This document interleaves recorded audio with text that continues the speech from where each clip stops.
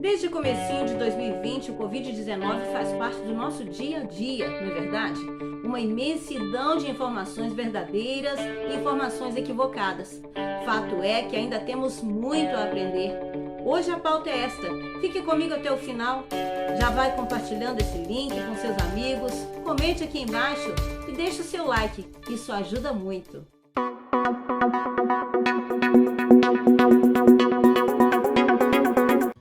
Hoje, quem vai nos ajudar no atualizando com relação a um dos segmentos da recuperação do Covid-19 é o Dr. Anderson Teixeira. Ele é graduado em fisioterapia pelo Centro Universitário de Caratinga e pós-graduado em fisioterapia ortopédica e desportiva pela Faculdade Futura de São Paulo. Então, nós vamos dar início aqui a essa conversa agradável e também necessária. Não é isso, doutor Anderson? Sim. Antes de tudo, eu queria agradecer o convite. É uma honra passar um pouco de informação para a nossa sociedade e falar um pouco de saúde, né? Sempre importante. E é um tema que está muito atual, na verdade, porque o Covid ele entrou no Brasil em 2020, não é isso? No início de 2020. Mas ainda hoje, apesar do grande leque de informação que é passado, ainda tem muito a acrescentar. Ainda são muitas questões, muitas perguntas não respondidas, e eu acredito que ainda haverão muitas perguntas não respondidas, não é? Até mesmo com relação a essa vacinação aí, é uma coisa que eu acho que merece, inclusive, a gente ter uma pauta sobre esse tema. De repente, se você que está assistindo tiver interesse sobre esse assunto da vacina, coloca aí nos comentários. Aquela sugestão que tiver mais apontamento, a gente vai correr atrás para trazer a notícia para você. Afinal de contas, a nossa intenção é te atualizar. E com relação ao Covid, eu queria trazer para essa área da fisioterapia, doutor Anderson. Qual que é o papel do fisioterapeuta no Covid-19? Nesse tratamento, na prevenção, qual é o papel? Tem função? Tem demais. O que acontece? O coronavírus em si ele não é uma novidade. O Covid-19 é uma novidade, né? Desde o início da pandemia, a gente vem enfrentando dificuldades porque cada indivíduo ele reage de uma forma, né? Os estudos atuais mostram que 80% da população que pegar Covid-19 vai ter sintomas leves. 5% da população vai precisar ficar internado ou vai desenvolver a forma mais grave da doença. E no Brasil a gente vê que isso está extrapolando um pouco. A gente tem visto jovens sendo internados, idosos sendo internados e voltando, pessoas de meia idade sendo internado e vindo a óbito. Então, a questão do Covid-19 ainda tem sido uma experiência negativa e positiva, porque a gente tem perdido muitas pessoas e a gente tem aprendido a lidar como profissional de saúde. E voltando à sua pergunta, o fisioterapeuta ele tem um papel nisso? Tem.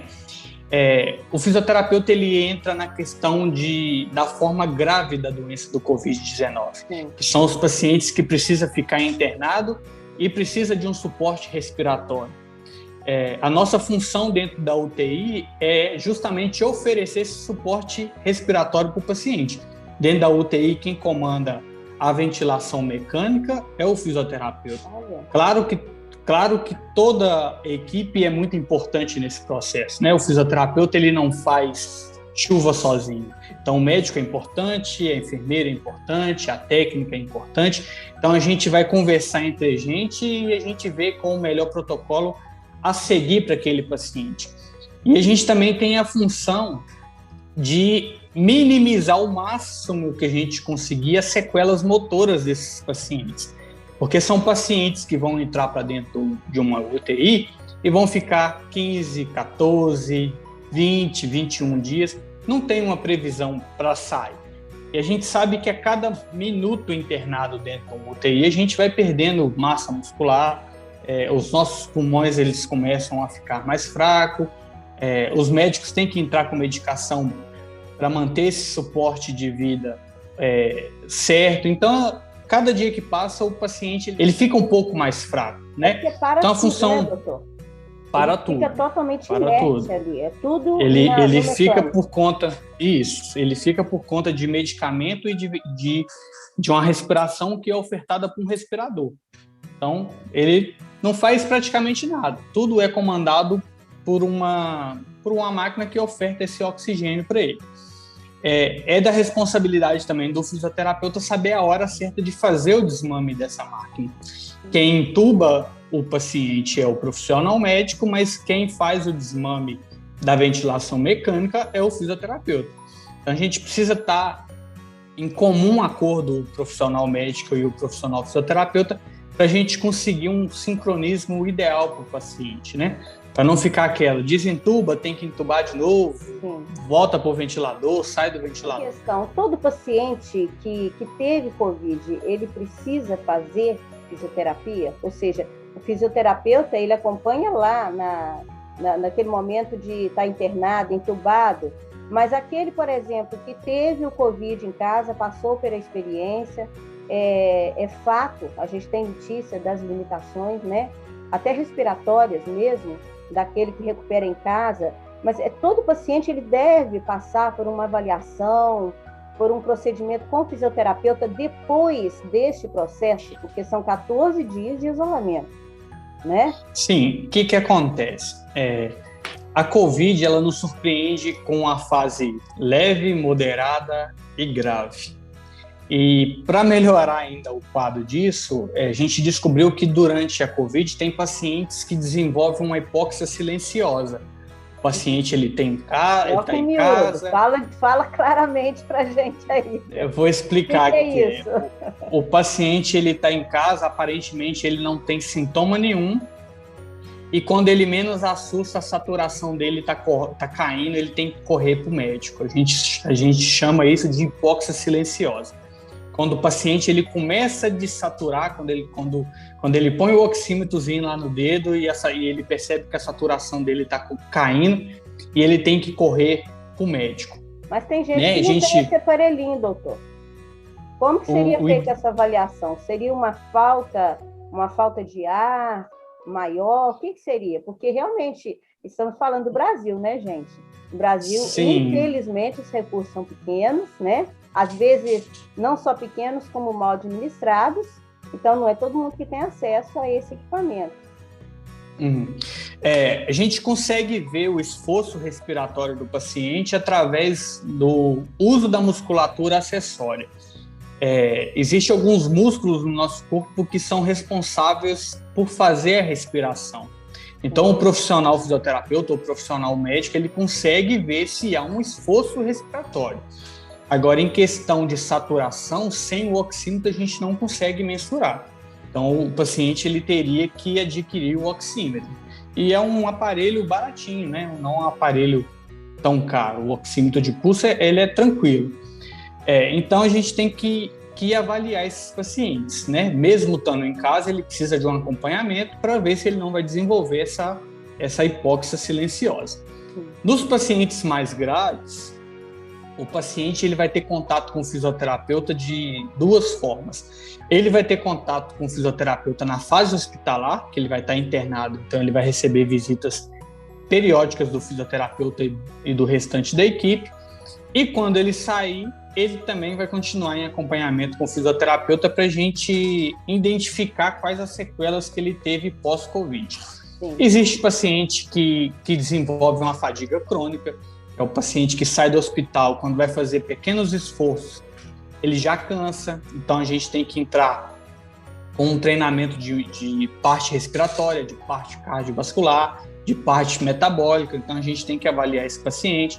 Existem pacientes que ficam muito tempo dentro de uma UTI e perdem muita massa muscular, então a gente tem que entrar para recuperar a parte muscular, desenvolver hipertrofia, desenvolver o condicionamento físico desse paciente. E existe o paciente que vai precisar de cuidados paliativos. O que seriam os cuidados paliativos?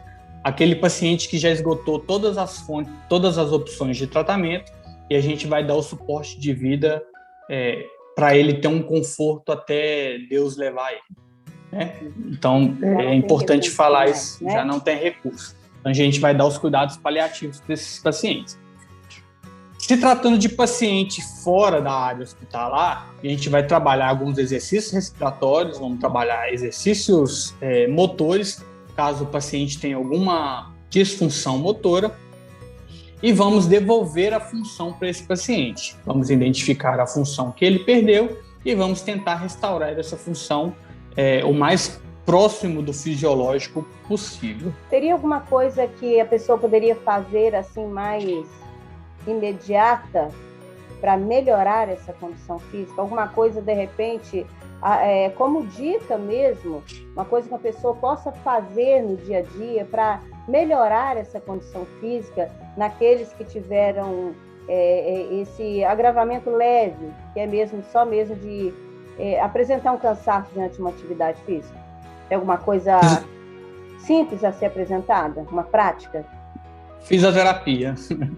O que acontece? Existem muitos profissionais que até indicam alguns exercícios para o paciente fazer nas redes sociais. Sim. Isso é positivo e isso é negativo. Por quê? Como eu disse, de certa forma, sim. Por quê? Cada paciente ele desenvolve a sua individualidade de forma diferente, né? Os mesmos exercícios que talvez eu suporta não seriam os mesmos exercícios que seu marido suporta.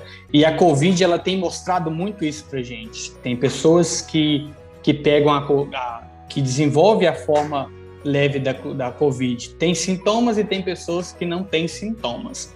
Por exemplo, aqui em casa todo mundo pegou, minha esposa quase não teve sintoma e eu tive sintoma. Olha! Entendeu? Então é assim, é uma coisa que a gente ainda não consegue muito explicar como isso acontece. Então, qual que seria o indicado para indicar um exercício? A avaliação do paciente. O paciente ele sempre vai vir com o problema, mas sempre ele vai vir com a solução junto. Porque as dificuldades do paciente... Sim. Aí me leva a uma pergunta. No caso, o paciente pós-Covid, ele precisa de encaminhamento médico para fazer essa fisioterapia? Porque às vezes é uma burocracia tão grande, você tem que passar por um médico, uma consulta, para chegar no outro. É tanta canseira que a pessoa desanima. É necessário isso, doutor? Tem que ter esse encaminhamento médico para ir atrás de um fisioterapeuta? Não. O profissional fisioterapeuta ele é um profissional de primeiro contato. O que significa isso? Significa que você pode ir até o fisioterapeuta, marcar uma avaliação, marcar uma consulta, sem precisar ir no profissional médico. Se durante a nossa avaliação, durante a avaliação do fisioterapeuta, ele julgar necessário a avaliação do profissional médico, faremos o encaminhamento para o profissional médico. Se durante essa avaliação percebermos que não há necessidade de fazer a avaliação com o profissional médico, daremos continuidade ao tratamento. No caso daquela pessoa que vai passar por um tratamento pelo SUS, não é particular. Porque quando é particular, você tem a liberdade de onde você quiser, né? No caso, Sim. Pelo SUS, por exemplo, ele pode chegar no lugar e falar, eu quero uma consulta com fisioterapeuta? Será que então, tem no essa possibilidade? No SUS, eu acredito que essa possibilidade ainda não exista, né? Até porque a fila do SUS é um pouco mais extensa do que a fila do particular. Com certeza. Pode ser que não seja um caminho direto também, porque por ser gratuito para a população, gratuito vírgula, né? Porque tudo entra no nosso imposto. A verdade é essa. Mas é preciso que hajam mesmo critérios, porque é muita gente para ser atendido, né?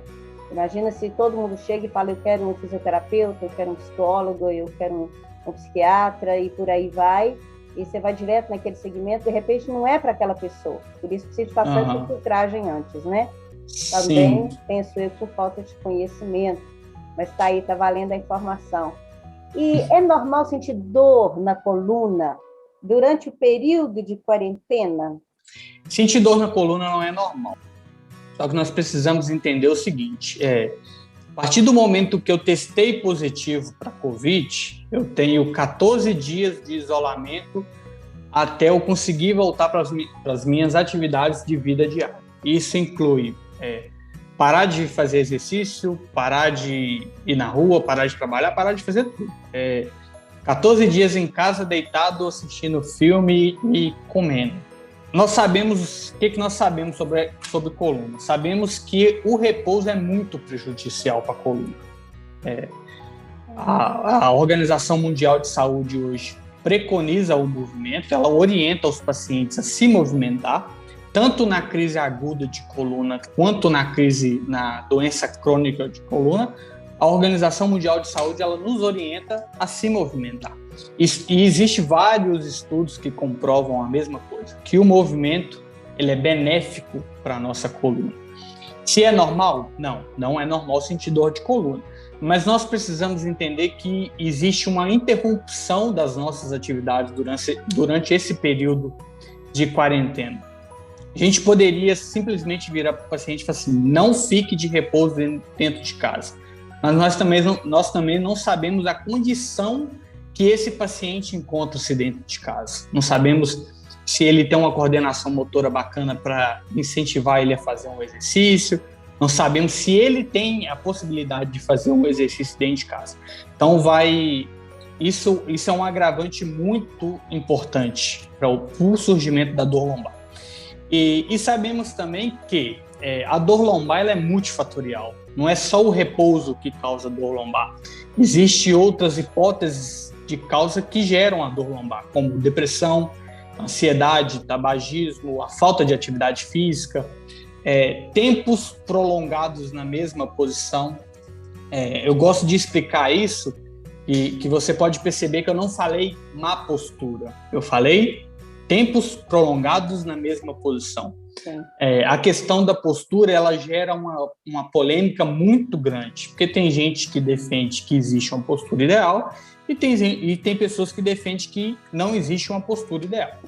O que os estudos atuais nos dizem a respeito disso? Que não existe uma postura ideal, que você tem que procurar a postura mais confortável e oscilar essas posições ao longo do dia. Entendeu? O paciente que fica deitado 8 horas por dia, ele vai sobrecarregar a coluna? Vai sobrecarregar a coluna. Mas da mesma forma que o paciente também fica sentado 8 horas por dia, ele também vai sobrecarregar a coluna. Então é o excesso na mesma posição. O excesso na mesma posição. A gente fala o tempo prolongado na mesma posição. Porque a postura, ela depende de vários fatores. Ela depende de um conforto, ela depende da sua produtividade, ela depende de muita coisa. Talvez se eu te deixar alinhadinho, bonitinho, você vai virar para mim e falar assim, Anderson, perdi a performance no serviço. Eu já não consigo desenvolver o mesmo trabalho que eu desenvolvia antes. E eu tinha conforto para fazer aquele trabalho. Então a gente foi tentar consertar alguma coisa e acabou atrapalhando o outro. Verdade é que o corpo é muito versátil, né, doutor? Muito versátil. Ele é altamente adaptável. E... Se eu estou sentado aqui de lado, eu vou me adaptar a ficar de lado. Agora, se eu ficar sentado de frente, eu vou me adaptar a sentar de frente. Mas o importante é ir oscilando essas posições. Agora, então, se não é comum ter a dor de coluna, né, durante o período de quarentena, tem gente que sente. Como evitar? Evitar, então, porque o médico, quando você vai consultar, ele fala com você, não faça nenhuma atividade pesada. Então, o negócio não é ficar parado, é evitar atividades pesadas, mas também não ficar 100% parado, porque eu tenho notícia de gente também que agarra na cama e fica ali o tempo todo, no tempo da quarentena. E isso aí não é certo, a pessoa vai sair dali com alguma sequela, né? Então, nós precisamos entender o que é esse não faça atividades pesadas, entendeu? Porque a orientação de ficar em repouso pode até ser benéfica. Se eu te falar que eu nunca orientei um paciente a ficar de repouso, eu estaria mentindo. Mas aí a gente volta lá atrás do que eu disse. O repouso ele é prejudicial. Se a gente precisar manter o repouso, que seja de 1 a no máximo 2 dias. E se movimentar dentro do limite da sua dor. Então eu acredito que quando o profissional médico fala, vai para casa e não faça exercícios pesados, ele está se referindo a isso, para o paciente não empolgar e respeitar o limite do seu corpo. As maiores lesões que a gente tem hoje relacionadas à coluna são justamente de pacientes que não souberam respeitar o limite do seu corpo. né? São dois extremos, ou está muito tempo na cama, ou fica 24 horas dentro de uma academia ou de um box de CrossFit fazendo exercício. Então, a gente precisa equilibrar essas duas coisas. Certo. E foi mencionada aí na sua fala academia. Academia é um lugar, assim, é muito propenso para contaminação? Ou é um lugar relativamente seguro? Todo lugar, quando se trata de Covid-19, todo lugar é propenso a você pegar o vírus, né? Aí vai depender do seu bom senso em seguir as normas de prevenção. Da sua postura. Nós sabemos que hoje no Brasil não existe remédio comprovado cientificamente que faz a prevenção da Covid-19. A única forma que a gente tem de prevenir Covid-19 hoje é com vacina, uso de máscara, isolamento social e a questão das medidas de higienização. É a única forma que a gente tem de prevenir Covid-19 hoje. Se eu vou para uma academia e fico com 6, 7 pessoas, a chance de eu desenvolver o vírus é muito alta. Agora, se eu vou para a academia e fico só eu, ou quem sabe só eu e meu personal, ou um amigo, a chance de eu pegar o vírus é muito baixa. Só que nós temos que entender o seguinte, o exercício físico, ele é muito benéfico para aumentar o nosso sistema imune. Mas eu vejo o seguinte, se você seguir todas as medidas de prevenção, não tem por que ter medo. Se você usar a máscara corretamente, se você usar a sua garrafinha de água, não ficar toda hora usando o bebedor que todo mundo usa, você usa a sua garrafinha de água. Se toda vez que você for usar um aparelho, antes e depois de usar esse aparelho, você for lá borrifar o álcool e passar uma toalhinha, o risco de contágio é muito baixo, né? E existe até uma orientação também da Organização Mundial de Saúde para você ficar um tempo menor dentro da academia, justamente para evitar aglomeração. Vai para a academia, faz o seu treino rapidinho e vida que segue, entendeu? Porque se a gente fosse olhar a questão de a academia é propenso para pegar o vírus, os consultórios médicos também seriam, as escolas também seriam, os bancos também seriam, as lotéricas também seriam, o supermercado também, entendeu? Então todo lugar é propenso. Se a gente não fizer as medidas de segurança, a chance de a gente pegar o vírus é muito alta. A situação continua alarmante, continua complicada, né? E nós já estamos aí caminhando para o momento final e eu queria te agradecer, doutor Anderson, pela disposição desse momento, né? Para estarmos aqui gravando essa entrevista, trazendo esclarecimento em alguns aspectos aí para o pessoal e te pedir, participe mais vezes, tá bom? Vamos aí elaborar novos temas, porque a gente está gravando novas entrevistas, trazendo mais novidades para o povo na sua área, que é a fisioterapia. Eu queria deixar em aberto aí a sua palavra final, para a gente estar aqui encerrando esse procedimento. Queria agradecer o convite, com certeza, se houver mais convites, eu volto a participar e a gente conversar um pouco mais sobre isso. Joia? Vamos, então, vacinando o pessoal aí, fé em Deus, que é Ele que está no controle, não é? Porque não tem ainda 100% de garantia de que essa vacina vai dar certo, de que já deu certo. Mas vamos, então, aí nos submeter, confiando que Deus continua no controle e acreditando que a ciência pode, sim, nos mostrar que esse é o caminho certo. A ciência não é igual a matemática, que sempre vai te dar uma resposta exata. Por isso que tudo se atualiza, tudo muda e a gente tem que correr atrás dessas novidades, dessas informações, tá? Mas tome a vacina. Então tá bom. Muito obrigada, viu, doutor Anderson, pela participação. Eu que agradeço. E eu queria deixar aqui para você que está assistindo, que nos acompanhou até agora, deixe seu comentário aqui embaixo, participa com a gente, tá certo? Se possível, deixa o seu like, compartilha com alguém, deixa Deus te usar nessa área. Atualize também a vida de outras pessoas através deste conhecimento que foi passado aqui, tá bom? Deus te abençoe e até a próxima. Até a próxima.